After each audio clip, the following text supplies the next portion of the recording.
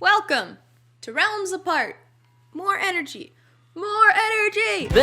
You're getting all of this uncut, by the way, Mo. Welcome to Realms Apart.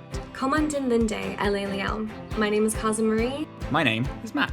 My name is Nox. I'm Fabienne. My name's Mike. Hi, I'm Az, for now. Piper. And Momo. We're all artists, creators, and friends with a passion for immersive experiences, Role-playing. And creative storytelling.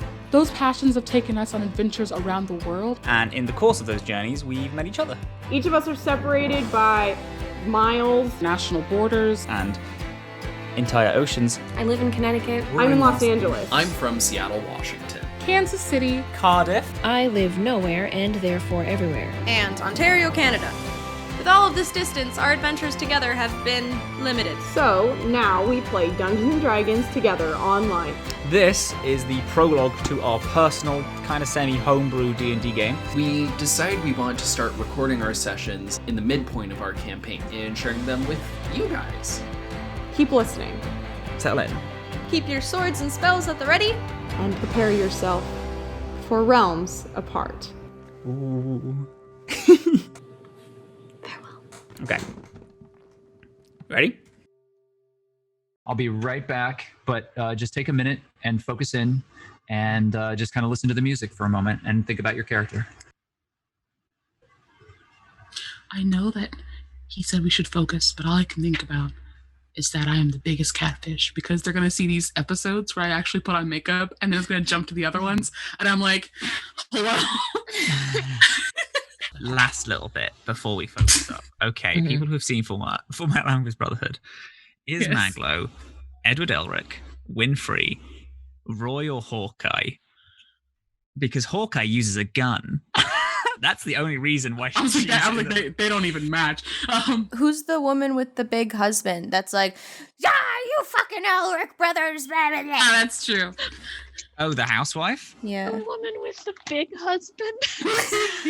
She has a big husband. What is that? I love it. If Ed was older, I would see Maglo as Ed. Maybe Winry. I was going to say, I really do think it's Winry. Okay, let's go for Winry. She's Because Winry has a hot-headed, big heart. smart Like, idiots. Yeah. and I've seen Maglo be like very like compassionate towards others. So I would say Winry. Are we doing a recap for the episode prior, or Fuck, yeah. Oh, what happened last time? I'm just trying to fight that fuck off tiefling little. I don't know you guys yet. I just want to fucking kill that guy. June just got transported through what she can only describe as shitty McShit water. The famous four are in an alley beating up some thugs. The famous four. Famous four. Ooh, Fantastic Four. Is that copyrighted? Yes, it is. Infamous 4 is better. I like it. you. Morally dubious four.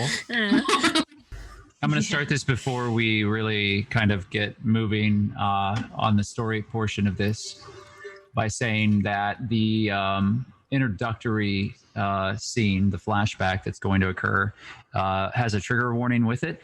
It is going to include some mental and physical abuse by a master to a student. So if you want to either skip ahead or step away, certainly you're welcome to do so.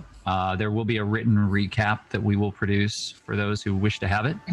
And otherwise, we can start.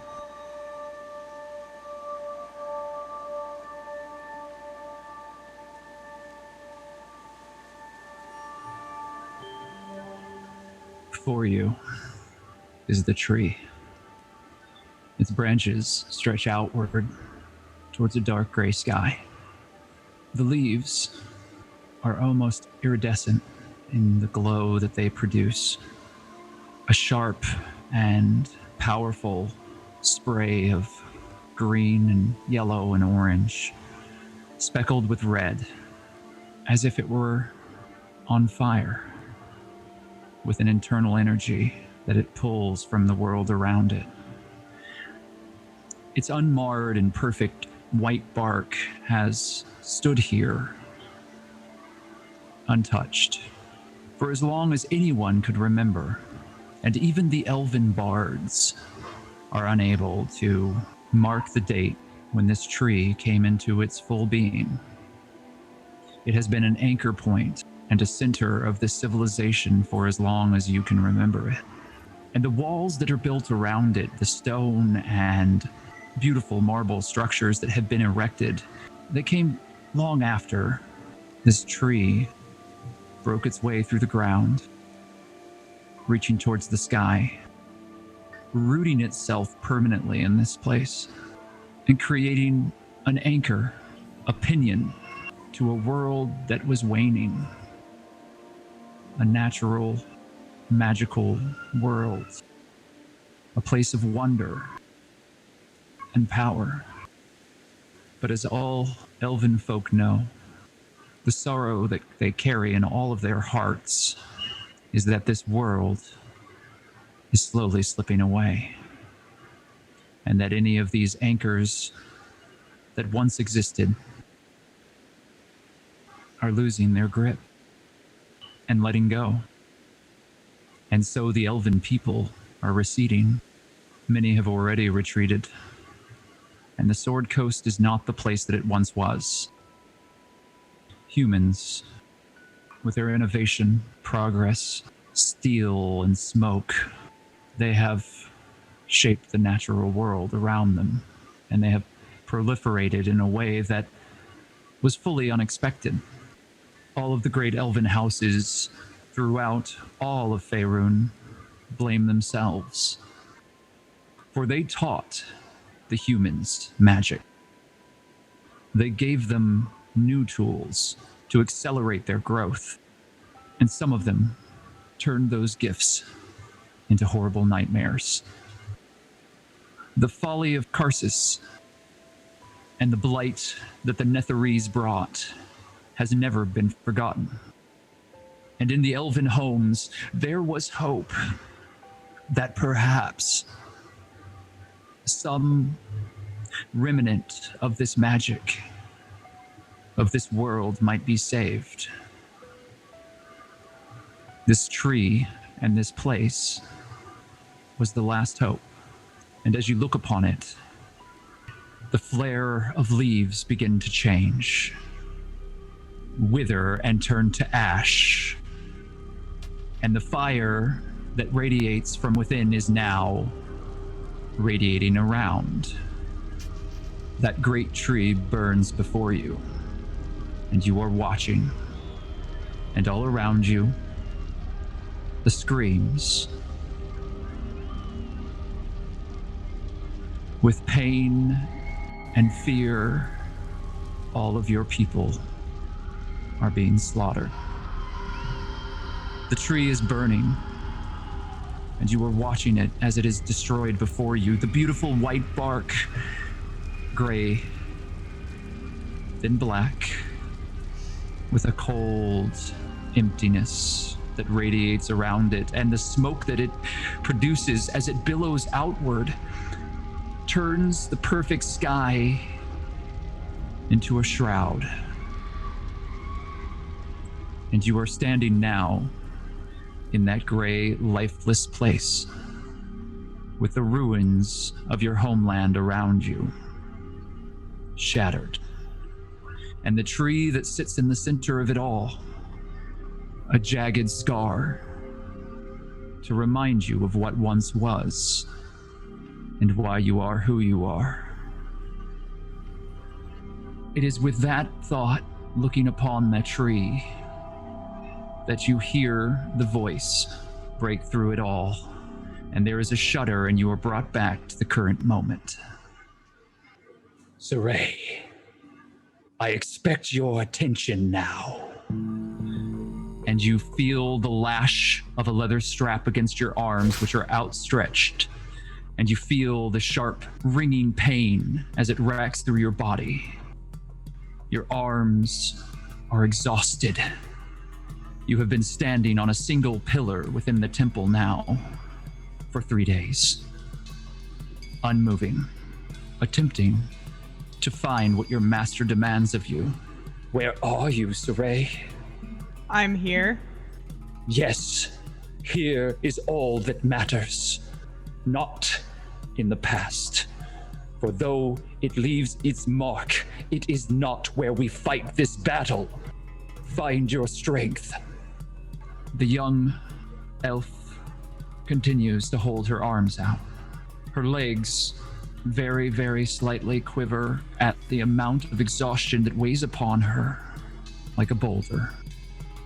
What do we seek, Siraye? We go by many names. We exist everywhere. What do you want, Siraye? What do you seek? Revenge? No. And you feel another lash against your arms and your legs quiver. Revenge is not to help you here. Revenge makes you weak. That is a fire that burns just as the tree burnt. What do we seek, Siraye? Balance. What will you bring to the world, Siraye? Balance. Who are we, Siraye? Balance? Yes. We are the balance that sets the scales aright. Are you prepared? Can you keep your revenge and seek balance? Yes. You're hesitating. And you feel another slap on your arms, and the ringing sting leaves a welt. Are you strong enough for this task, Siraye? Yes. Is this what you want? Yes. Close your eyes. Reach out with your feeling. Do you sense the shadow? All around you, as you stand here on this pillar, it is a carved dark pillar of this almost onyx stone, and all around you this temple, which is intricately carved with grasping hands that are reaching upward below you. All of it woven together in this sacred space on top of this mountain. And you feel the cold air blow across you. You have been here ever since you fled your home. And they have taught you. They have served you. And this order of monks has made you strong. But your thoughts always linger on what happened, on why you came here. But this place is not normal. There is something about it that sits on the cusp of not just this world, but another. And in the dark recesses of this temple, Siraye, shadows move like water. I need you, Siraye, to please make a new initiative roll. Is that a natural 20? Motherfucker! That's it. Bring the heat. So that is a natural 20. All right, so per our house rule, I would like for you to roll that again. If you get a second natural 20, something miraculous is going to happen. I will say that Barb rolling well normally spells bad things for me. So I'm not a fan of that. Oh, my friend, just sit back. We'll get to Maglo. Okay, so that didn't confirm for another natural 20, but it is very good.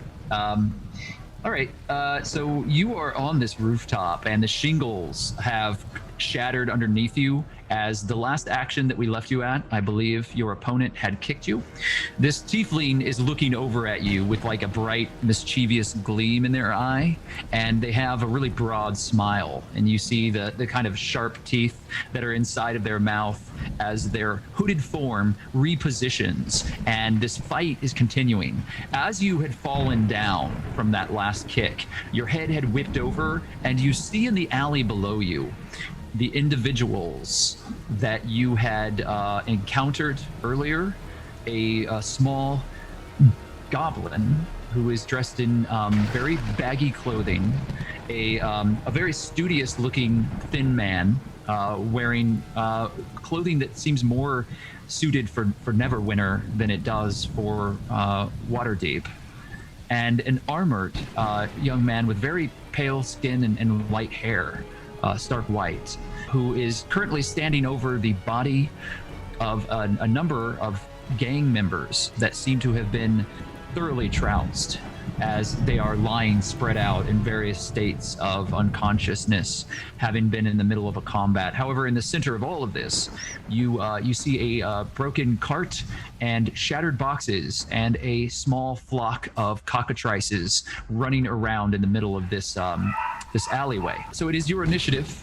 You certainly are going to go first. Siraye, what would you like to do? I'm going after that tiefling. I don't give a shit about whatever business they're doing. I want to kill that butthole. I know. It was just my clever way of kind of recapping where we were. So thank you.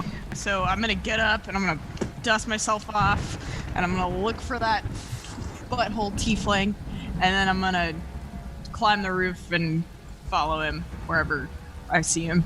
Yeah, the tiefling, you can see that now that you've been knocked down, they seem to be very interested in quickly getting away, as opposed to continuing this any further.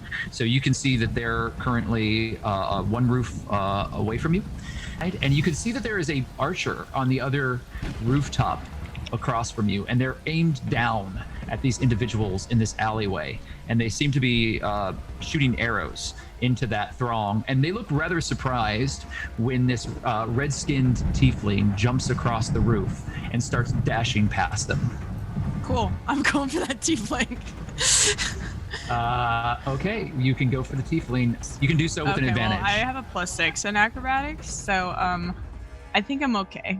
Oh, you don't want your advantage. Fair. I'll never give you one again. Thank you. Okay, done. You don't need to give me an advantage in acrobatics. If it's something like, I don't know, like intelligence. The reason that you got the advantage was because you are very good at this, and it's a very simple jump. But I did it. Okay, so listen, you leap across this gap and you are within range of the tiefling. Do you wish to make a melee or a ranged attack against them? Oh no, I'm gonna stab him in the face. I'm gonna make him. I'm within 5 feet. You're within 5 feet. We're gonna call that a melee attack, not stab them in the face. Cool. All right. I'm gonna melee attack him with my spear. Okay, and so you do see this archer standing here as well. I don't care. Okay. You hit with a 13, which is just under what you needed. So you stab, and they immediately duck and roll out of the way. However, it puts them not in their trajectory to get off of this roof, because you're currently going up a slope, Siraye. But they roll over here and now are on this side of the archer. And so you're now standing between this archer, who is trying to shoot an arrow, unleashes it. You can see it hit the building across the way, and it seems like they've missed their mark because of the distraction. And now they're fumbling to try to draw a sword. Cool. I'm gonna so you have a second attack. I whacked them with my spear, and then I'm gonna come around and I'm gonna like, okay, oh man, how do I explain this? So the archer's here, right? And I smacked the guy, and the tiefling landed on the other side of the archer. So now I'm going to do a hook kick, and it's gonna come around the archer, and I'm gonna like stomp down onto the tiefling that's now on the floor or whatever, roof. Right? Yeah. Because they're laying on the roof. Well, no, they're in a crouch position. They had rolled. They didn't like do it and then fall down like they were sleeping. They rolled and now they're crouched. Yeah, they're on a. Okay. Yeah. Their hand is on the ground. They're kind of positioned to pounce. Cool. So okay, I'm gonna do that hook kick, but it's gonna be like a low hook kick, so I can smack him in the face. Okay, so you're kicking around this archer. Go ahead and make your attack roll, please.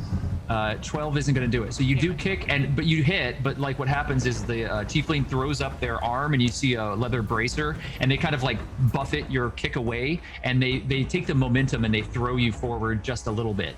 Cool. And then if I have a key point, which I think I don't have anymore. I thought you had one key point left. Yeah, I'm saving that. Okay. So what would you like to do? That's it. That would be my unarmed was my extra action. Okay, so now it is the Tiefling's turn. The Tiefling is going to follow suit, knowing that they cannot get away from you easily, and they're now punching around this archer as well. The archer is completely confused and is like trying to draw their longsword. However, 2 strikes come around the archer, and both of them miss you. So the Tiefling is like striking, and you can see that they're about to draw blades, but they haven't done so yet. Meanwhile, below, I need Maglo, Hawke, and Doddle to please roll your initiatives. 5! A mighty 5 for our little friend. 14. 16. All right. These thugs, these gang members that are surrounding you in this area here in the alleyway, some of them are lying on the ground unconscious. One of them is still conscious and dealing with you, Hawke. If you recall, they had taken quite a few hits. There was a very terse conversation that occurred about what they should do and how they should leave this fight before they get destroyed. However, it seems as if they are not willing to do that, as the large man who was a part of this fight fell into a completely unconscious heap on the ground after you had exhibited a great amount of martial skill. However, across the top of the roofs are a number of archers that are firing into this space. So 2 arrows, as you are seen as an immediate threat, Hawke, are going into you. One of those is a natural 1. And that's another natural 1. So not a third, but a second. So the archer's bow breaks as they pull back. You hear a sharp snap, and you hear someone yell as an arrow kind of falls into this part of the cobblestone here, hits it, and bounces off harmlessly to anyone involved. Is this the same archer that we were fighting around? Yeah, because he is currently dealing with the 2 of you fighting around him. He has completely lost his bow now. He was trying to shoot, trying to draw a sword, trying to do too many things at once, and the bow just snapped. So he is now bowless and no longer shooting at you. You have lost an opponent. However, the other one does hit you, Hawke, and you feel an arrow pierce into your shoulder as you take 5 points of damage. It buries into your shoulder through your armor all the way up, almost to the very tip of that quill. The coral. I know what I'm saying. Coral.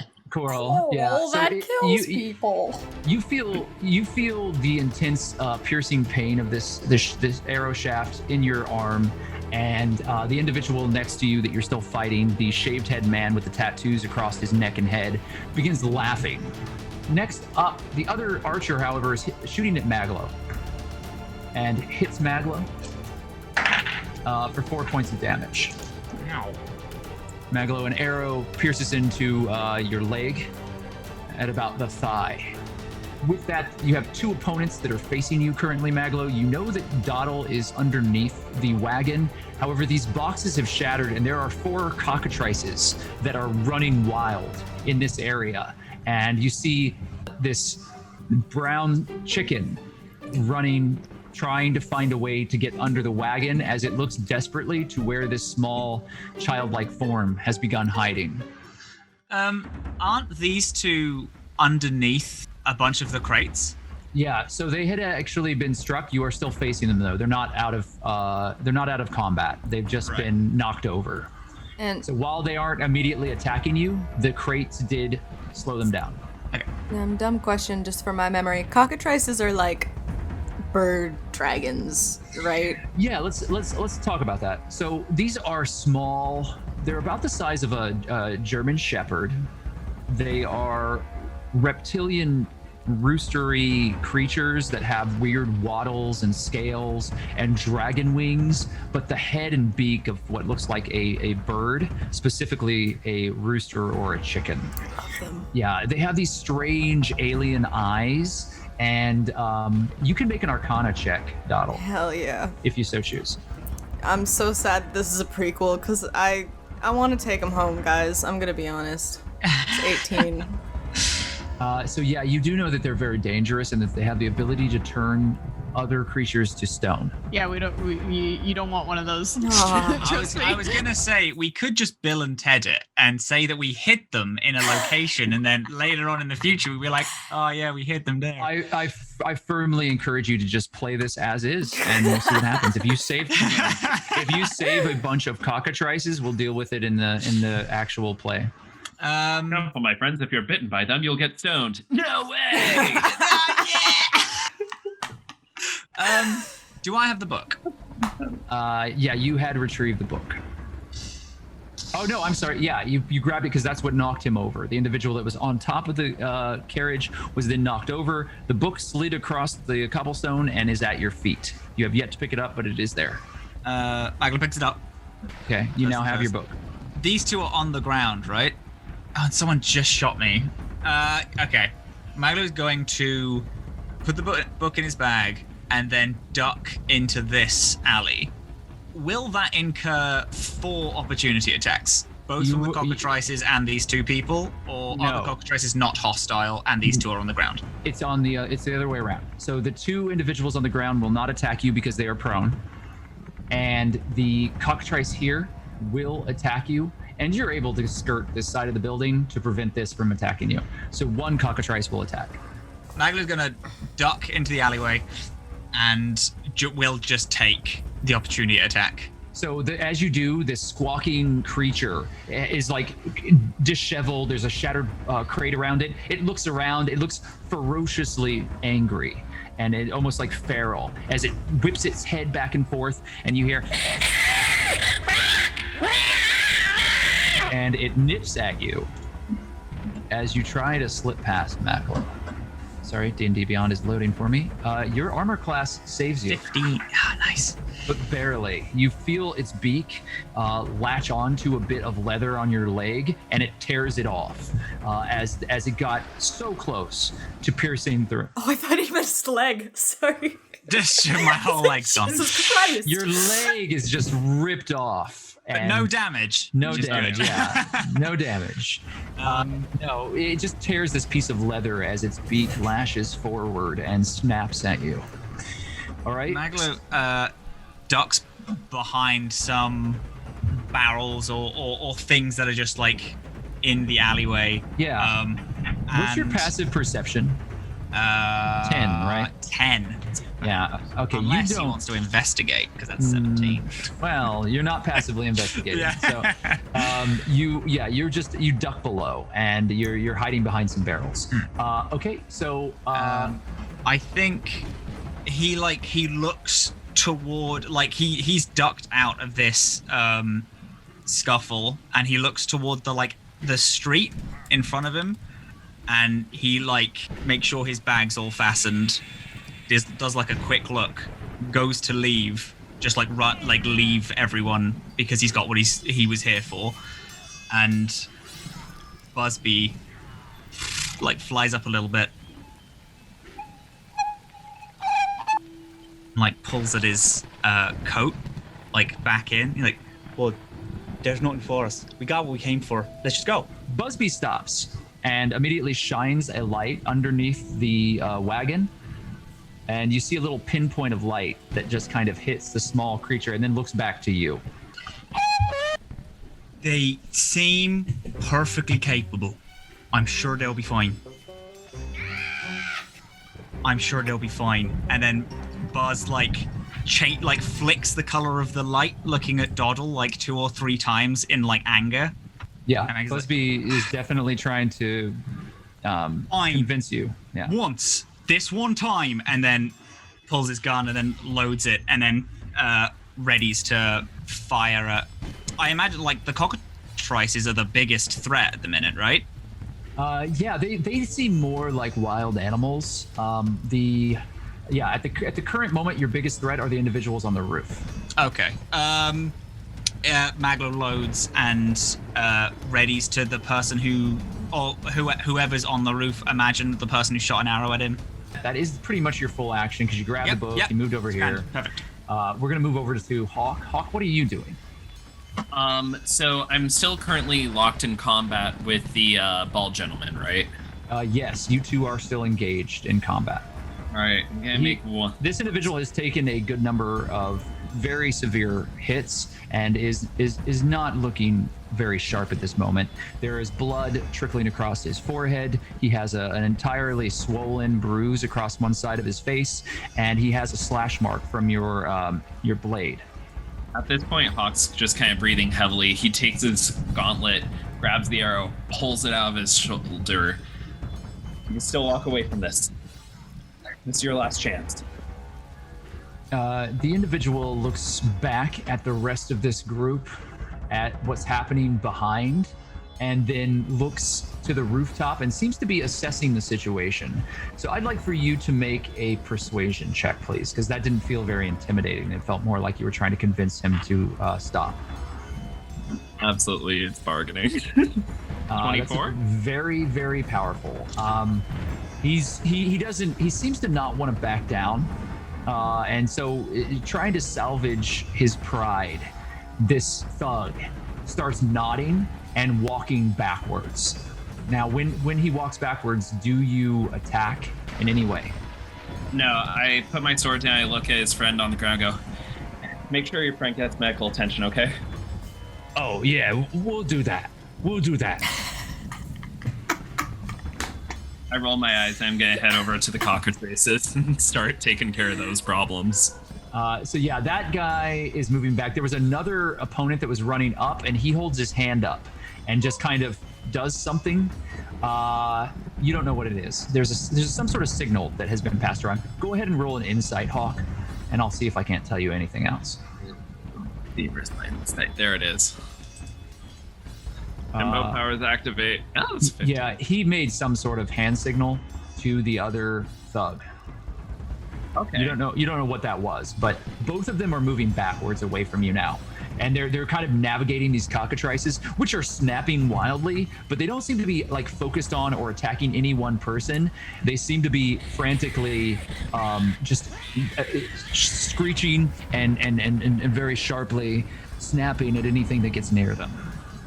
I don't want to kill them, but I know that if they're left to their own devices, they'll hurt other people.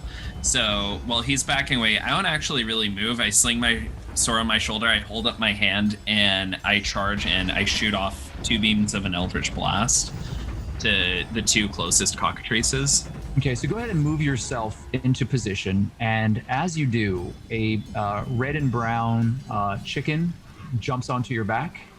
Look at my back. It's the same chicken that the young, apparently goblin was carrying.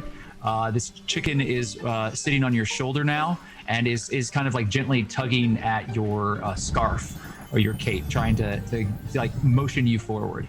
Right, okay, just stay safe, okay? Keep behind me. Behind me. They're shooting arrows, buddy. So yeah, you now have Harold riding on your back. And you are moving forward. Who are you? You're shooting at this one and this one, correct? These yeah, two Cockatrices? Yeah, 1 beam each. Okay, so go ahead and roll your to strike, please. So the first one's a 13. The first one's a 26 for 8 points of damage. The second one's a 13 for a 6. So 26 is absolutely a hit, and the 13 is also a hit. So you do a considerable amount of damage. So it was 13 on the first, and how much on the second? 8 on the first and 6 on the second. Okay, so yeah, you plow into both of these Cockatrices, and they scatter and roll across the street as these eldritch beams build up from your hands, and these dark purple raven-like images are shot forth, and there's a screeching as everything around you grows shadowy and dark. Siraye, make a perception check.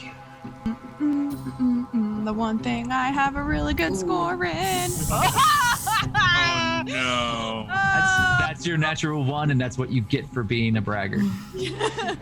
I mean, that's pretty good for a natural 1, so she ain't wrong. Yeah. So yeah, just roll it again, and let's see if you get another one. Yeah, even your fail on perception is pretty great. Yeah, I have a +8 on. That's some people's average. Please go ahead and roll that again. Yeah. Nope.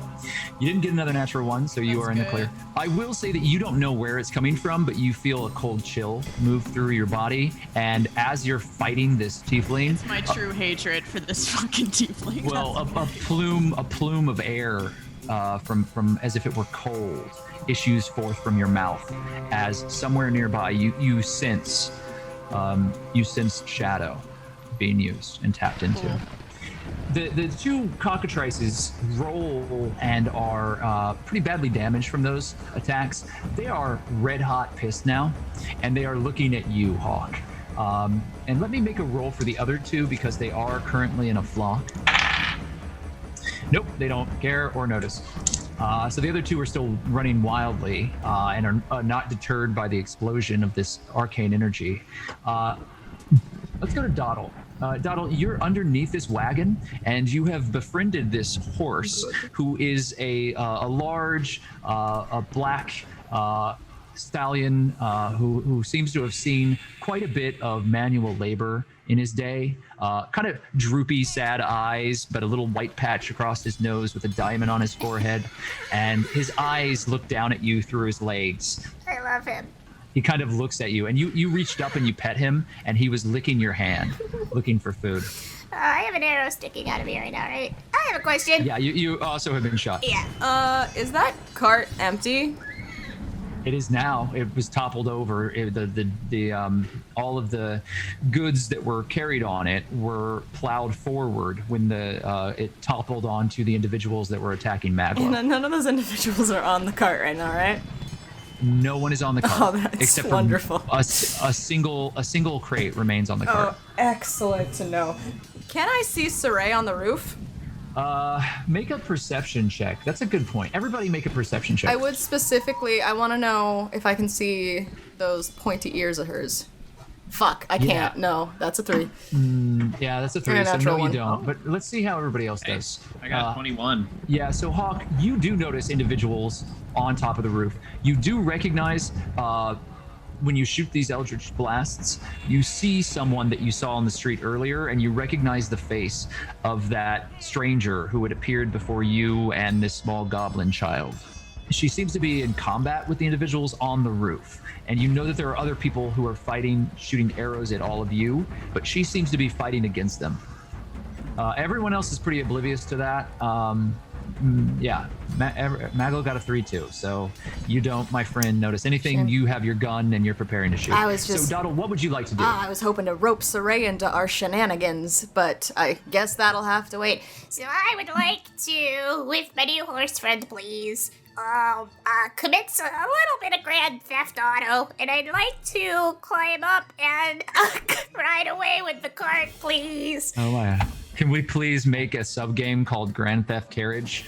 I'm in. All right. I'm sorry. Go ahead, Doddle. So you jump into the carriage and you're gonna spur this horse forward. No, never. I'm just gonna pat him and say, "Excuse me, friend. May we please flee the scene?" Okay. So you're lovingly encouraging the horse forward. I would like for you to make an animal handling check, please, Doddle. Oh, please. No, it's 9. Well, 9 isn't bad. It's fairly average. So the horse, who you've already become somewhat acquainted with, and because of your kindness, moves forward. But I will say that it is sort of confused and doesn't do so quickly. It's just kind of slowly trotting forward. So you move about all of 10 feet with the carriage. Can I lean back to him and pat him a little faster and just say, "Oh, you're doing so good, but could we perhaps have a little bit more urgency here if you have the spoons for it?"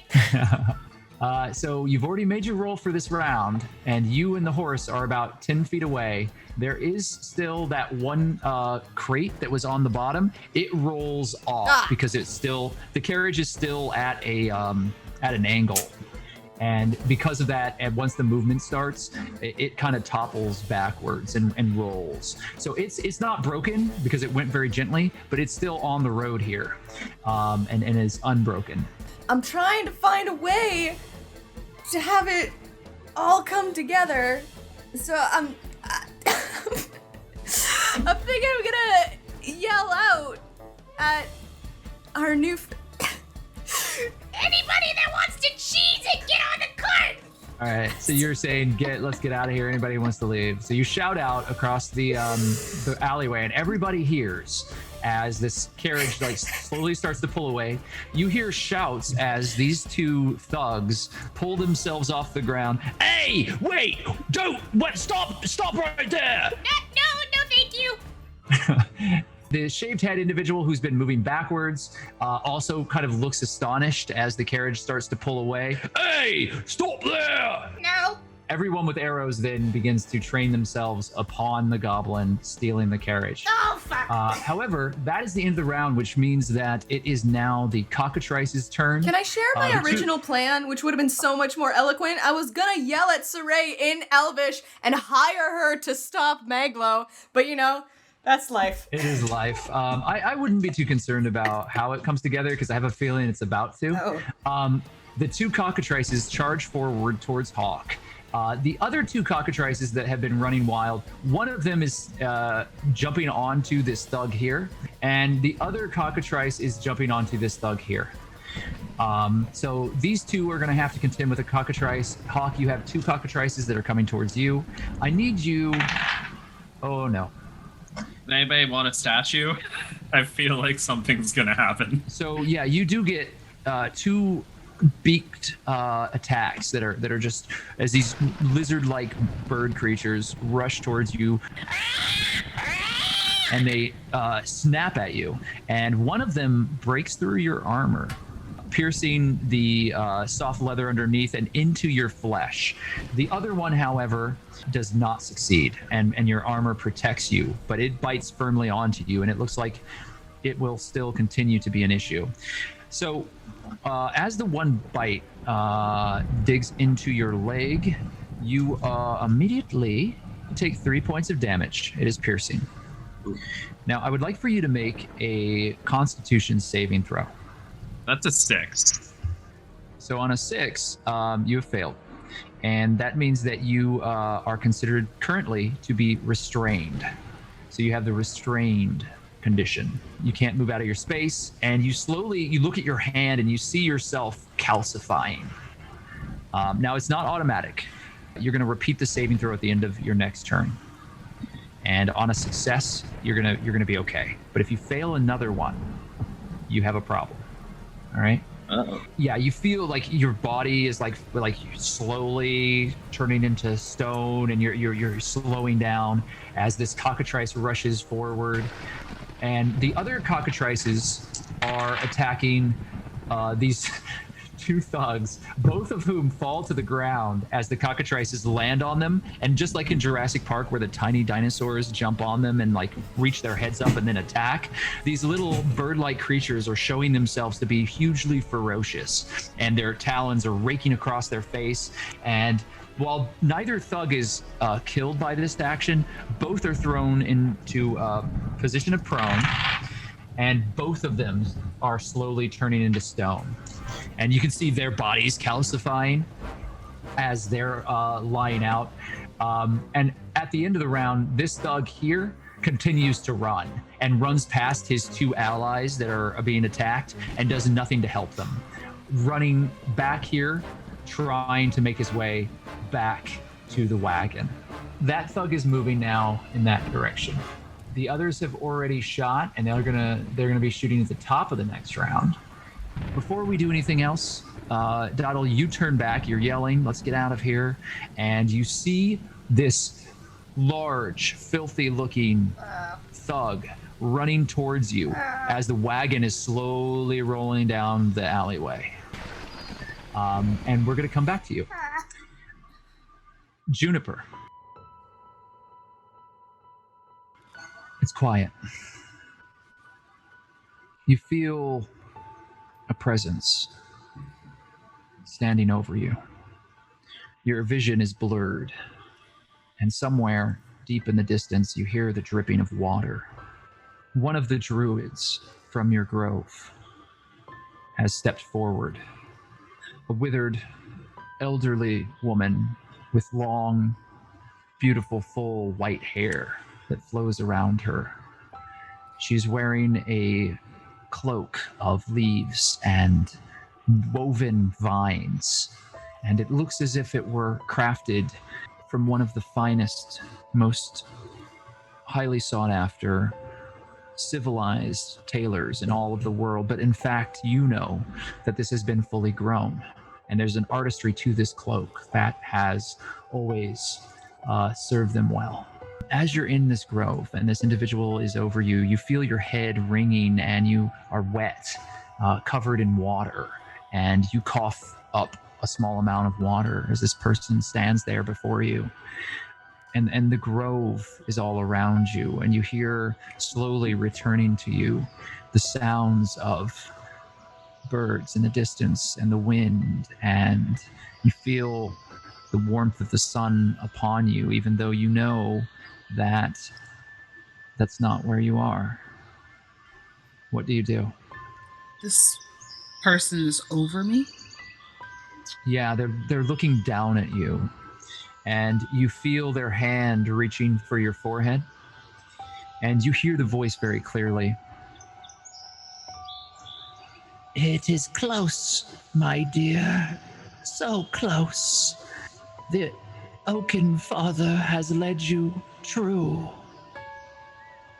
You are very close to the shield now. Do not relinquish your vision. Continue to look forward towards the prophecy. And the individual shudders and disappears. And instead you see a shadowy figure, and you are surrounded by the internal cistern of an enormous sewer system. And you see a cat-like creature, a humanoid, with bright, wide yellow eyes, and their fur is matted and ragged with small bits of gray here and there, and they are wearing tattered cloaks and leather armor, and they have wrappings around their arms and legs, and this individual is leaning over you and is in the same position that you saw that vision of that druid, and you just hear very clearly, "Welcome back." How long was I out for? It's hard to say. Perhaps an hour. We've wasted too much time. What do I need to do from here? The city is no good. It reeks. However, you follow the Oaken Lord, yes? Yes. I suggest you pray. It's not a bad idea. June just closes her eyes, and it's a silent prayer. Just something inside of herself. She's just asking for the strength to be able to get back up and climb these walls. So yeah, you begin praying. Make a religion roll for me, please. And as you're praying, the Tabaxi, who is a cat humanoid, who you've come to know as Old Scratch, sits upon a stone a far distance away from you, giving you space, and begins restringing a bow. And it is a well-maintained longbow, but he keeps himself busy, kind of watching you out of the corner of one eye. A 19 is very good.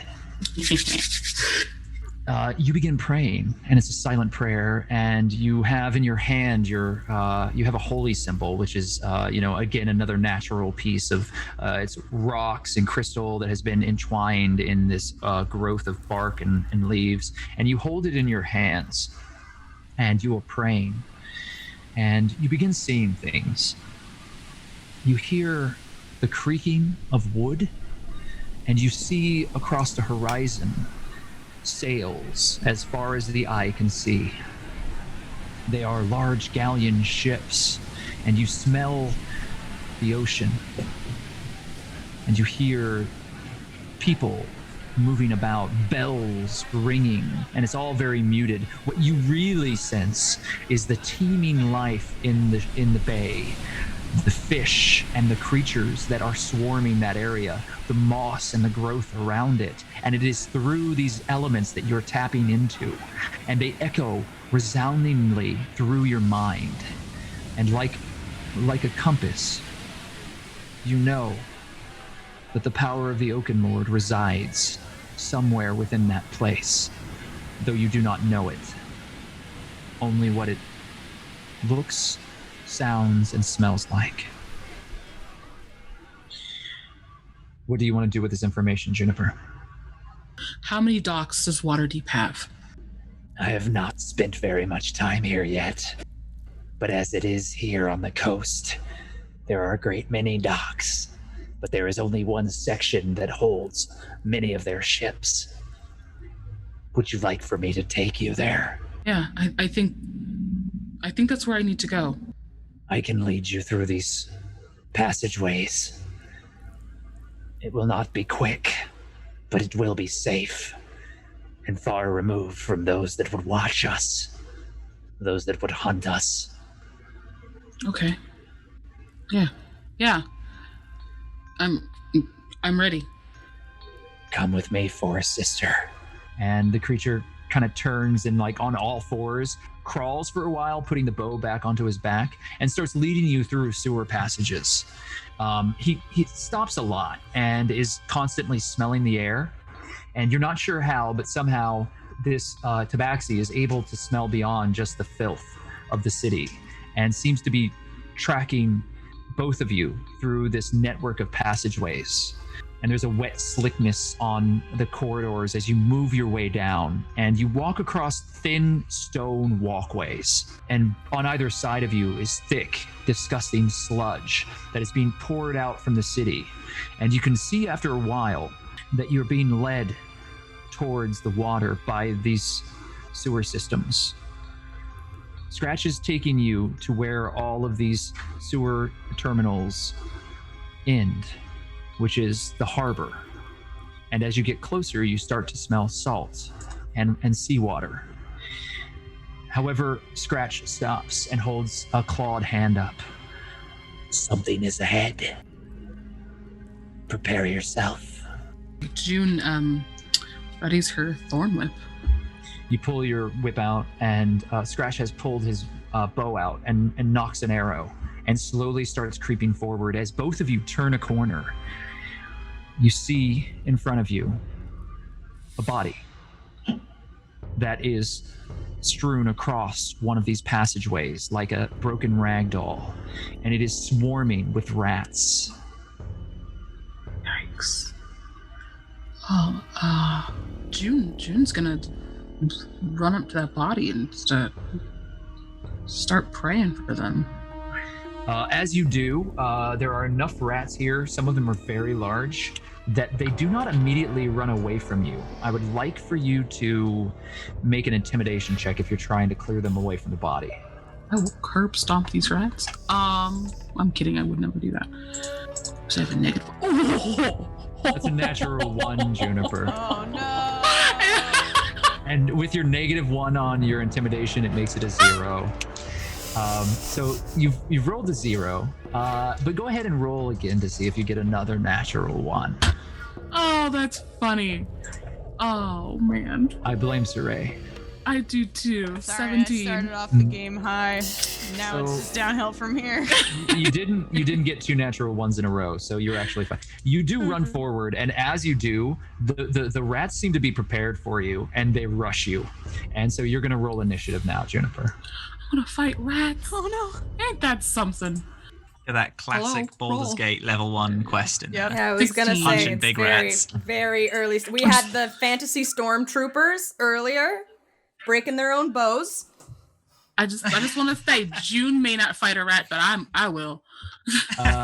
Okay, so yeah, you begin positioning yourself, and as the rats start swarming towards you, June, there's movement in the water just a slight distance away from this body, and another body kind of bubbles up to the surface, and a large form rises out of the water, and you see a hulking, half man, half rat creature with rippled muscles and strange boils and warts that cover the skin and that are oozing this black viscous pus one cold dead eye is turned away from you and a sharp beady eye narrows. June can have nothing, no peace. We'll come back to you, June. Just like take his head and just be like, no, go back. Yeah, put that down.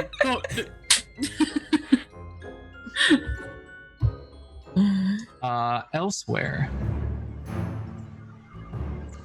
a tense and painful silence. No one in the tavern breathes.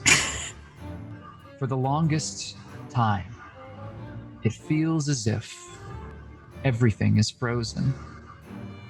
And Calder, you lie on the ground, having toppled clumsily across the slick boards of this fully rotten and rundown establishment, shattering the table of two very imposing individuals.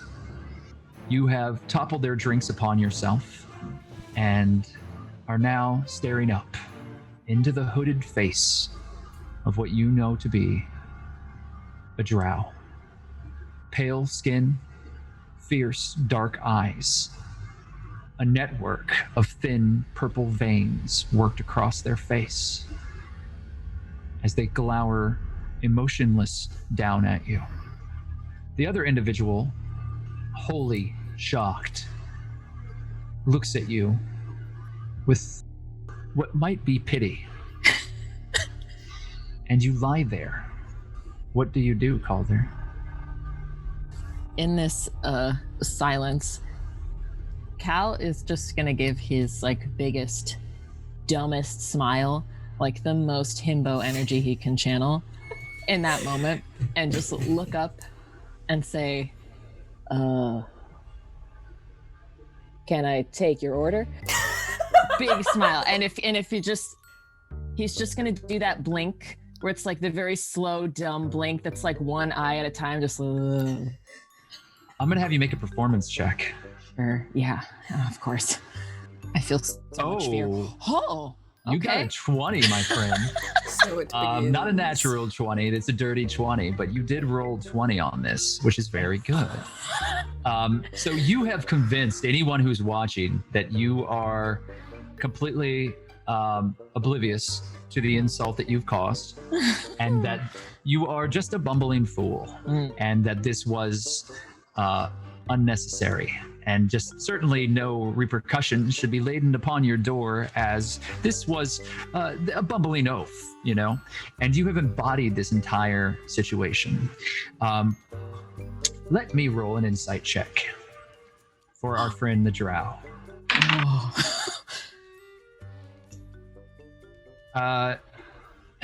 This face, and really it's the only face that you're focused on in this moment, Calder, as you look up at it. The eyes narrow, and you can see they're reaching into their cloak for something.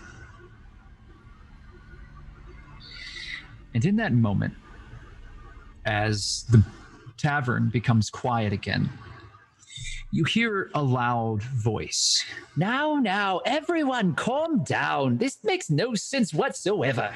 And you see a figure insert themselves above you, grabbing you by the collar and sliding you out of view of the figure that you have been looking at, this drow. And you feel yourself slide across the slick floor very slightly as you see a small halfling man in a patchwork cloak. I told you about this before, boy. I want you out and yelling now, because I'm going to give you what you deserve. You hear him drawl backwards and then spit in your face. Oh. Surely no one's going to take any offense if I take this oaf outside and teach him a lesson. Cal's gonna completely play along, oh, not again, please. Fair though. Shut your mouth. And Yes, you feel the little hand grasp onto your ear and pull you really close. Yeah. And then, in a very low whispered voice, you hear, lad, if you want to live, play along. His eyes widened just a little bit, yeah. And so the small halfling man marches you back through the tavern as everyone in the tavern begins laughing. And they're pointing at you, and the tension has been broken in this moment as the halfling manhandles you out of the back door and throws you into the alley. And as the door slams, I hope you're ready to get your ass thoroughly kicked. Ready as I ever am. As soon as the door closes, the small figure brushes himself off and looks at you apologetically. Very sorry for that. You are? I'm not. Thank you. Well, you deserve better than that, lad. Certainly not to be spit in the face by a stranger, as it were. Oh, I did worse to myself this morning. You seem to be quite eager to get yourself into a grave fairly quickly, young lad. Okay, yeah, I don't know if eager's the word, but planning is maybe not my strong suit. Thank you. Who are you? My name's Fiddlescratch. Phineas Fiddlescratch. I'm a friend. Well, a friend of... It's a long story. Just come here for a minute, lad. He shrugs like, might as well. I'm like, yeah, okay. He pulls back and punches you in the eye. Ah! Like, oh! And you feel a bruise start to swell up as his little fist just clocks you directly in the eye socket, and you feel like a slight swell. I'm sorry. Yep. We had to make it look real. So Yeah. that should serve you well enough. We won't have to do more, but perhaps act like your ribs hurt. I would have kicked you there quite a bit. 1 second. Yeah, I could do you one better. And Cal, throws himself against the wall of the tavern, like, that the people are on the other side of, and just, Take that! slides down it. You scared? If you show your face around here again and don't show your proper respect, I'll teach you another one. And Phineas picks up a box and shatters it on the ground. Beautiful. Cal gets up. I'm like, that should do it. Thank you. Look, I'm typically the sort who doesn't get into other people's business. However, I can't help but see that you're new here. Yes. Well, I mean, in the tavern or in the town, I've been here before, but not here. It's just like clearly a little nervous. The halfling kind of like rakes his real bushy blonde hair out of his eyes and kind of like brushes himself off, adjusts his cloak, and you can see that he's wearing very well tailored clothing, and he has a really bright and cheery smile. Seems to just kind of beam a pleasant joy about him, but you see at his hip, he has a number of daggers sheathed, and he has a short sword on his back. And something tells you that the way that he moves, he's probably very good with these weapons. He doesn't seem like a simple traveling bard. He seems to have some sort of skill about the way that he moves. You're familiar with this sort of thing when it comes to sailors. Knowing how to walk on a ship is a skill that you kind of earn over time, and this halfling moves through the street and the alley as if this were his ship. He looks to you, eyes narrow. Well, I think this is where we part ways. For now. How can I thank you somehow? Yes. In fact, I'm counting on it. There will come a time I will find you, and when that time comes, you will repay the debt. Fair enough. Good luck. I suggest you go and wash your dishes. They aren't going to clean themselves, and perhaps they clear the common room for a few hours. Right. Thank you. Oh, and one last thing, my friend. Yes. I've heard Cal, covers his eye a little bit like, I've heard on the dock ward, if you're looking for information, typically you find a magister's office. That's where they keep the records. Just in case. And he smiles broadly and turns whistling as he walks down the street.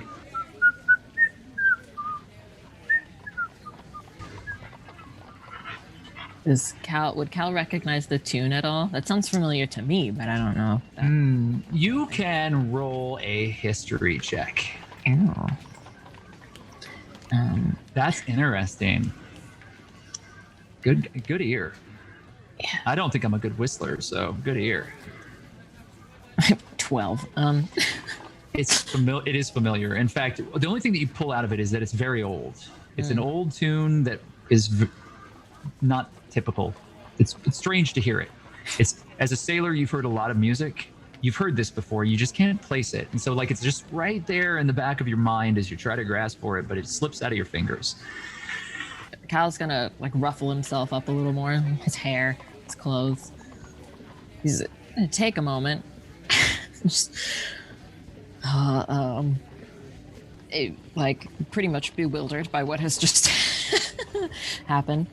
And he's going to walk back into the tavern, limping a little bit, looking very sheepish. Everyone goes quiet, and the door creaks open of the seedy, disgusting tavern as you shuffle in and kind of fall forward. And everyone, after that moment of silence, begins laughing and pointing at you, Cal. With the exception of the mage in the corner, the blue-robed mage who wears the ring that you've been tasked with finding one of, and just kind of looks at you with perhaps a look of disappointment. I'm gonna wink at him. Okay. And I don't have a plan behind that wink, but I'm. Let me see how he takes that. He sort of nods, and his air seems to lighten a little bit at that wink, perhaps regaining some confidence in you.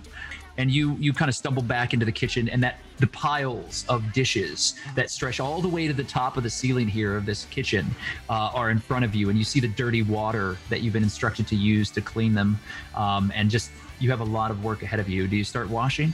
Actually, I'm gonna have him collect some of maybe the dishes that he spilled on the ground around the drow and the man. So you walk back out there into the common room. And you see that the two individuals that were there have moved to another table, and you see a round of fresh drinks, and you assume that the tavern keep has taken care of them to try to dissuade them from taking any offense to the situation. They ignore you wholly. They don't do anything. However, you see the plates that are broken around there, and you see the tavern keep glower at you. That ponderously huge man from behind the bar just narrows his eyes, and you can see that you're going to hear about this later, regardless of how beaten you might have been. Yeah, all right, well, perfect. He's going to do his best to clean up and try to see if he can hear anything that's going on while he does that. And then, go back and mind his business for a bit. So you're going to clean everything up. You do pick everything up in the area, and then you kind of move yourself back and pull all of that out of the way. It's not a hard task. You're able to more or less do that. The fire is crackling in the hearth that's in the center of the room. It's a circular hearth, and there's also cook fires that are around it with this really gross fish stew that boils at all times, and then they just ladle it out. But there are some additional bowls there, and you start picking them up. Go ahead and make an insight check as you're doing that, please, Calder. Historically, I have not been great at this. No, that's okay. Oh yeah, that's a 2. Okay, so you don't notice anything. Your eye actually is starting to throb a little bit, and you just kind of are distracted by the pain in your face as you kind of continue on. You hear the city in the docks behind you, and somewhere in the distance you hear the slow crack of thunder as lightning flashes outside, and you know that the rains are coming back again. As you walk back to the kitchen, you see the mage in the powder blue robes, which you know are signiants of the Watchful Order, the grouping of wizards and mages that operate within the city of Waterdeep, seeking out those who would abuse and misuse magic within the city walls.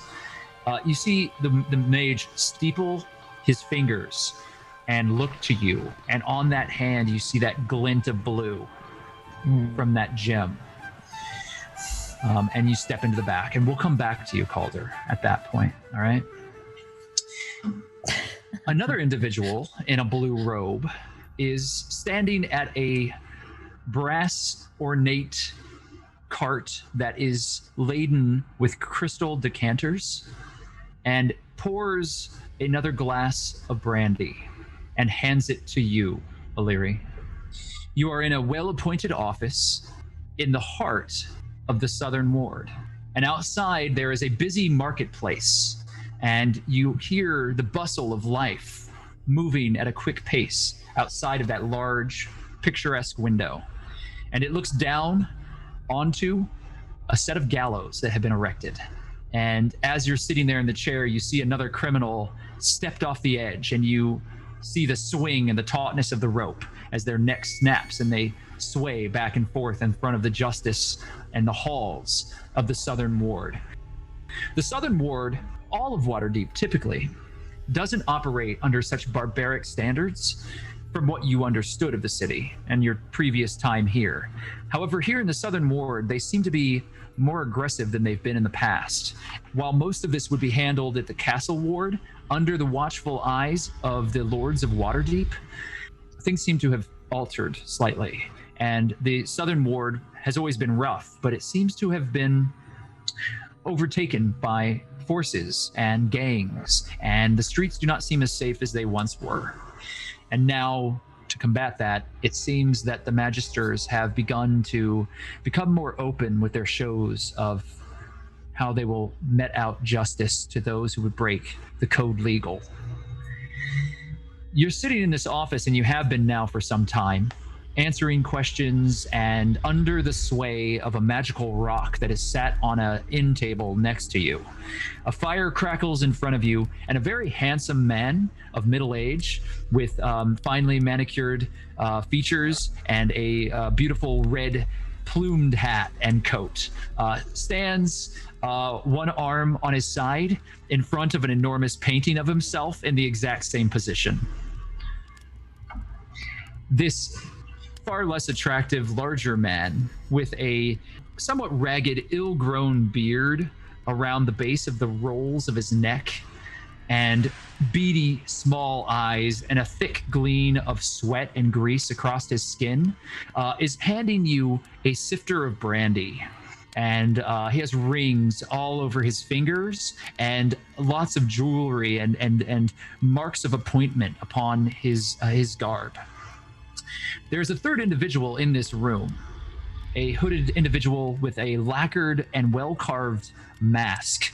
And you cannot see past the mask as this female-bodied individual kind of moves across the room from time to time, pacing very quietly. She has weapons, both daggers and blades upon her person, all of which are sheathed.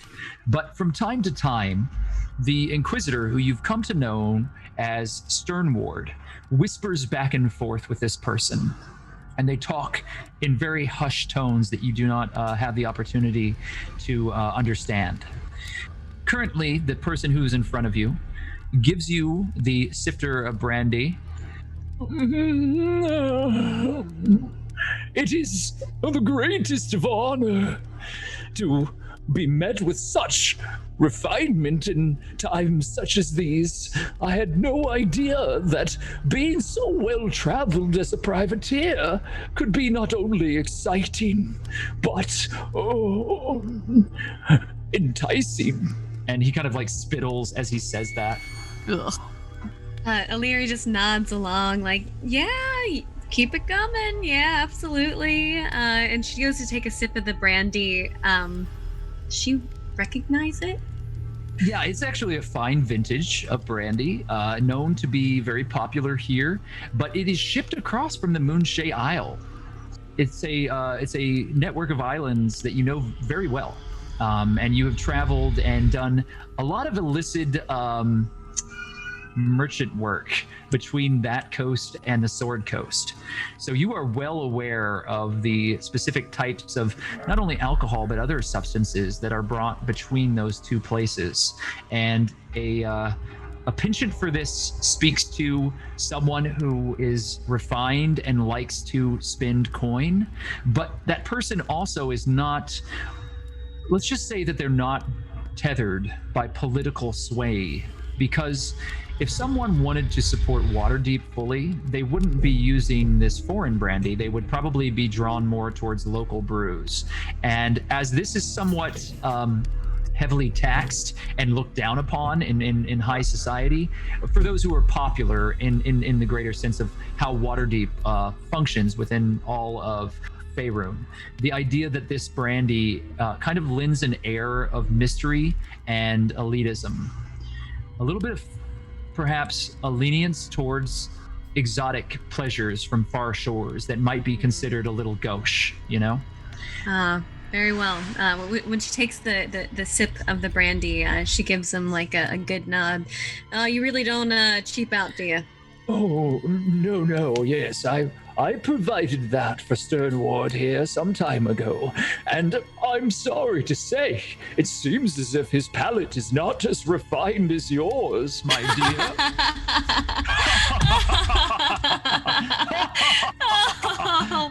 Oh, we shouldn't tease him too much, though. There is a loud slap of a hand on a desk as Sternward is no longer standing in front of his portrait, but smacks his hand down on this wooden desk, and it resounds through the entire office as he's glowering at both of you.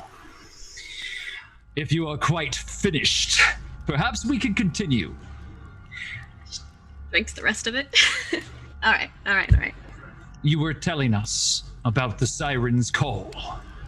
Pardon me, but what was the exact detail that you were looking for again? He looks to the rock and then back to you. The captain. The book he was reading. You were about to tell us everything about that moment. Sorry, the Jets are playing. Let me just shut my door. Are they winning? I'm glad it was the Jets playing and not somebody falling into a well. Oh my god. There are going to be a few more town passes, and the Jets are definitely going to lose. So I just wanted to make How sure dare that the door Jets was shut. play when we're playing D&D? I told them about this. Yes. About that. The book. Everybody was asking questions about it, and well, the captain had it in his possession for some time, and to be honest with you, he and the priest had started to see and hear things that I'm not quite sure that had to do with the book or old age, but when the crew asked me to put him out of his misery, I did it. And the stone that is there, remember, it is glowing if you are to tell a falsehood. You killed the captain. Oh yeah, correct? Definitely killed that captain. Wait, you killed the captain? They paid me money for it, so why wouldn't I? Yeah. And so everyone in the room gets very quiet and watches you. It was smooth, simple. You know, he had lined the pockets of all those crewmen for quite some time, and we had some good talks, so I made sure that when it happened, it wasn't the poison that they had given me, but instead, it was my blade in his back as he went to finish out his duty. I can respect that. Yes, you did what you had to, my dear. And this meaty, fat hand kind of pats yours. You feel greasy after it moves away. Feel pretty good about it too. No, I'm just kidding. We all do things that we must to maintain order here, yes? Had I not done it, I feel like the whole crew was just gonna jump ship. A wise thought. I'm satisfied, and you have earned your coin. Ah, thank you. Am I good to go now, or? You could. Or perhaps you would be of some service to us in the future. We could hire you. Well, I don't know, you putting a tight squeeze on me at my place of employment earlier, that puts me in a pretty interesting position. It's not a good look, but perhaps you have something that could better utilize my skills. Indeed. I think we do.